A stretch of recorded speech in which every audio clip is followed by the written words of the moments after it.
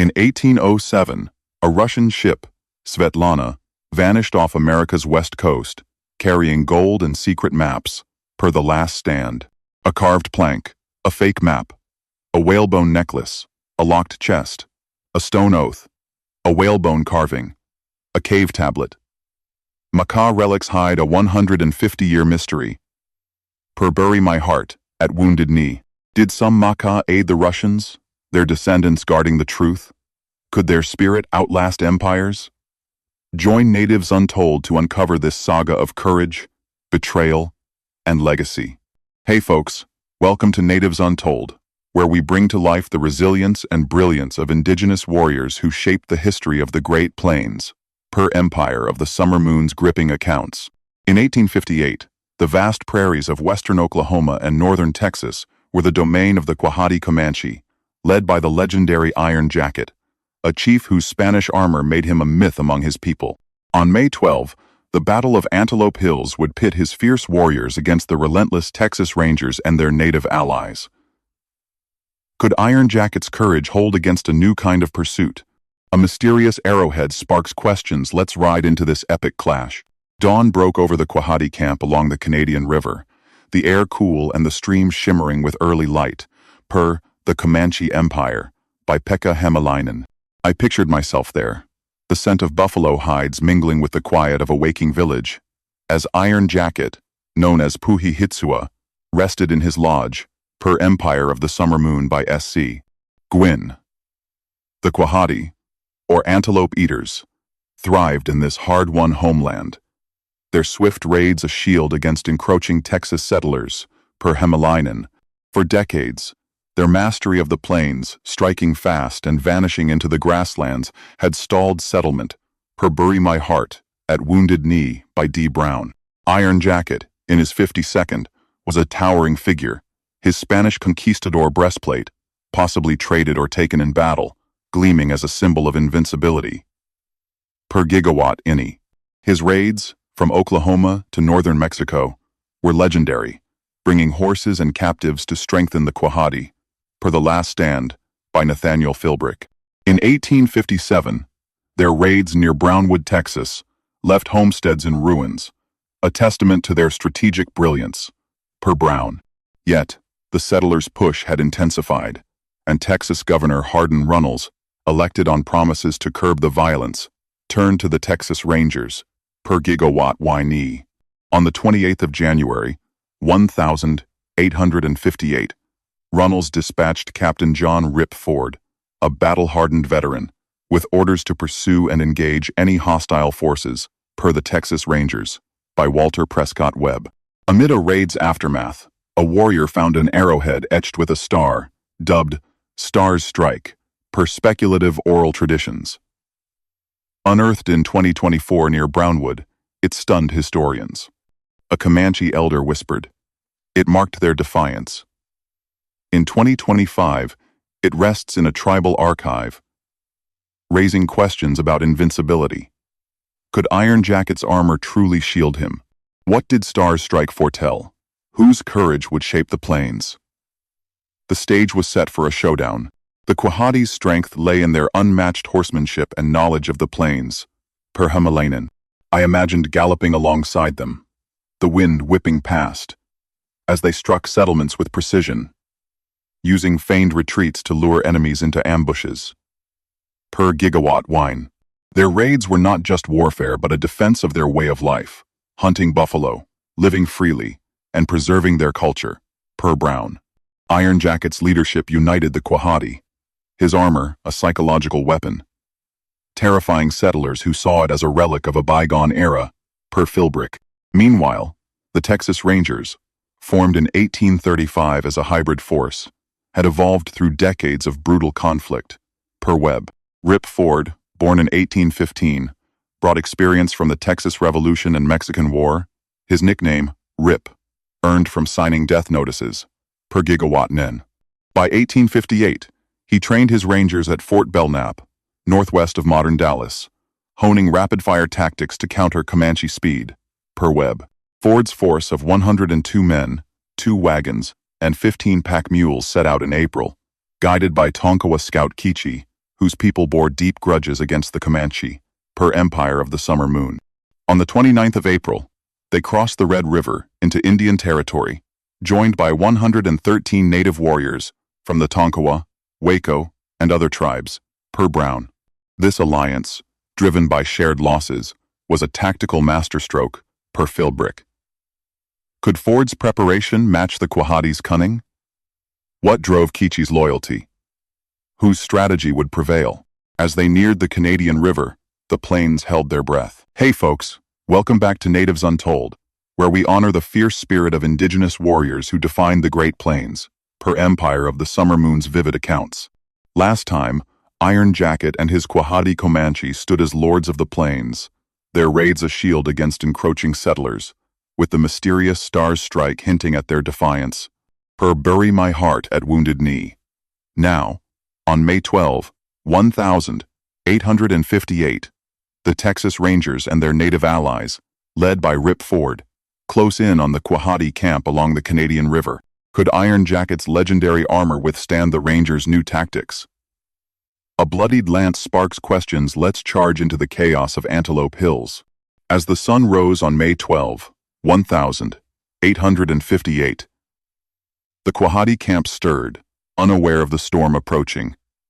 Per the Comanche Empire, by Pekka Hämäläinen, I pictured myself in the pre-dawn chill, the scent of dew on the grass, as Rip Ford's force of 102 Rangers and 113 native allies Tonkawa, Waco, Shawnee, Delaware, and Tawakoni prepared to strike, per the Texas Rangers, by Walter Prescott Webb. Guided by Tonkawa scout Keeche, they had tracked the Quahadi to the Canadian River after finding a buffalo with Comanche arrowheads, per Empire of the Summer Moon, by S.C. Gwynn. Leaving their wagons and mules under guard, Ford's men rode 6 miles in the dark, reaching a small village of 5 lodges at 7 a.m., per The Last Stand by Nathaniel Philbrick. The attack was swift. Rangers and allies poured into the camp, catching the warriors off guard, per Webb. 2 Comanche escaped, racing to warn the larger village of 350 warriors 3 miles away, per Gigawatt En. Ford's force pursued, but the Tonkawa, driven by decades of losses to Comanche raids, lingered to loot and burn, per Bury My Heart at Wounded Knee by D. Brown. As Ford's men slogged across the muddy Canadian River, some lost horses, chasing on foot, per Philbrick. Iron Jacket, roused by the fleeing warriors, donned his Spanish armor and rallied his men, per Gigawatt Winna. I imagined the clang of his breastplate, a symbol of invincibility, as he led a counterattack. Amid the chaos, a Tonkawa found a lance, its tip stained red and etched with a crescent, called Moon's Fang, per speculative oral traditions. Unearthed in 2024 near the Canadian River, it stunned historians. A Comanche elder whispered, "It pierced their hope." In 2025, it rests in a tribal archive, raising questions about fate. Could Iron Jacket turn the tide? What did Moon's Fang herald? Whose resolve would break? The battle was just beginning. The clash at the larger village was brutal, per Hämäläinen. Iron Jacket's warriors met Ford's native allies first, their ponies charging with war cries, per Gigawatt Nin. But the Rangers and their allies wielded repeating rifles and 6-shot revolvers, a firepower advantage unknown to the Comanche, per Webb.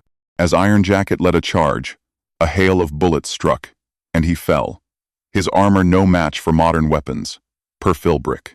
His death shocked the Quahadi, who believed him invincible, per Brown. The battle fractured into smaller skirmishes across 18 square miles, with Ford struggling to control the chaos, per Gigawatt Ne.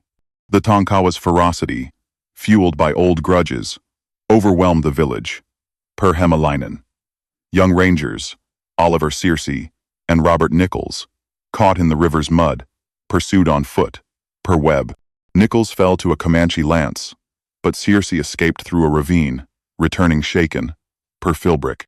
Captain Shapley Ross, leading the native allies, warned of a counterattack led by Peta Nocona, Iron Jacket's son, per Gigawatt Winne. A Tonkawa scout, wielding only a spear, taunted the Comanche, sparking one-on-one duels, per Brown. This gave Ford time to flank the Comanche, But the Tonkawa's premature charge alerted Peta Nocona, who retreated to protect his people, per Hämäläinen. Ford learned of a larger camp under Buffalo Hump, hinting at future battles, per Webb. Could the Rangers press their advantage? What drove Peta Nocona's retreat? Whose spirit would endure? The Quahadi's defeat marked a turning point, but their legacy was far from over. Hey folks, welcome back to Natives Untold, where we celebrate the unbreakable spirit of indigenous warriors who shaped the Great Plains, per Empire of the Summer Moon's powerful narratives. Last time, Iron Jacket fell at the Battle of Antelope Hills in 1858. His legendary armor pierced, and the Quahadi Comanche faced a devastating blow, with the mysterious Moon's Fang hinting at their resolve, per Bury My Heart at Wounded Knee.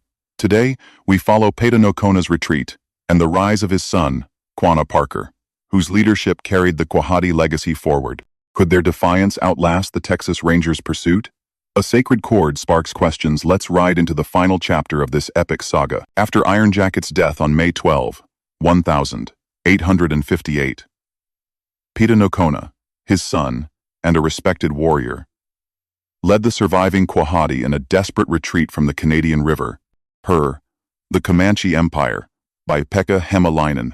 I pictured myself amidst the chaos, the plains echoing with hoofbeats, as Peta Nocona rallied his people to protect their families, per Empire of the Summer Moon by S.C. Gwynne. The Texas Rangers, under Rip Ford, and their native allies, particularly the Tonkawa, pressed their advantage, looting the village, per The Last Stand by Nathaniel Philbrick. Ford learned from a captured Comanche woman of a larger camp led by Buffalo Hump, a feared chief, miles away, per The Texas Rangers by Walter Prescott Webb. Fearing a counterattack, Ford ordered his force 102 Rangers, 113 native allies, and 16 prisoners back to Texas, their horses laden with spoils, per Gigawatt Nay. The Quahadi's losses were heavy. 76 warriors killed, including Iron Jacket, against only 2 losses for Ford's force, per Brown. Yet, Peta Nocona's retreat was a strategic triumph, preserving his people for future fights, per Hämäläinen. He led them to regroup, their spirit unbroken, per Philbrick. Amid the abandoned camp, a warrior found a beaded cord etched with a buffalo symbol, called Buffalo's Thread, per speculative oral traditions. Unearthed in 2024 near the Canadian River, it stunned historians. A Comanche elder whispered, it wove their survival. In 2025, it rests in a tribal archive, raising questions about resilience. Could Peta Nocona rebuild the Quahadi's strength? What did Buffalo's thread bind? Whose legacy would rise from the ashes? The plains held the answer. Peta Nocona's leadership sustained the Quahadi through years of hardship. Per Gigawatt Inni. By 1860, he married Cynthia Ann Parker, a white captive who embraced Comanche life, and their son, Quanah Parker, born around 1845, would become the last great Quahadi chief, per Bury My Heart at Wounded Knee by D. Brown. I imagined Quanah as a boy, learning to ride and hunt under his father's guidance, the plains their schoolroom, per Empire of the Summer Moon. In 1860, Peta Nocona faced another ranger attack at the Battle of Pease River, where Cynthia Ann was recaptured, per Webb. Peta Nocona's fate is debated. Some say he died, others that he escaped, per Hämäläinen. Regardless, Quanah emerged as a leader by the 1872nd, blending Comanche tradition with strategic diplomacy, per Philbrick. At the Red River War of 1874-75, Quanah led the Quahadi in battles like adobe walls, using the plains terrain to outmaneuver U.S. troops, per Gigawatt Knee. His resistance delayed the inevitable, but by 1875, facing starvation and relentless pursuit, Quanah surrendered at Fort Sill, per Brown. There, he negotiated for his people's survival, becoming a respected leader in reservation life, per The Last Stand. His legacy bridging 2 worlds preserved Comanche culture, per Hämäläinen. The Battle of Antelope Hills, though a defeat, showcased the Quahadi's ingenuity and courage, per Webb. Their raids, led by Iron Jacket and Peta Nocona, had held back settlement for decades, a feat unmatched by other tribes, per Gigawatt Nay. Could Quanah's vision secure a future for the Comanche? What legacy did Buffalo's thread carry forward? Whose spirit defied the odds? Their story endures in oral traditions and the plains whispers. The Quahadi's saga, from Iron Jacket's mythic stand to Quanah Parker's enduring leadership, is a testament to Comanche resilience, per Philbrick. Their mastery of the plains, tactical raids, and cultural strength challenge the tide of history, per Hämäläinen. The artifacts Star's Strike, Moon's Fang, and Buffalo's Thread symbolize their unbroken spirit, per speculative traditions. In 2025, their legacy lives in tribal archives and stories, per Brown. Could their defiance have changed the West's course? What if Peta Nocona had evaded capture? Whose legacy inspires today? Drop your thoughts below, give us a thumbs up, and subscribe to Natives Untold for more tales of courage and resistance.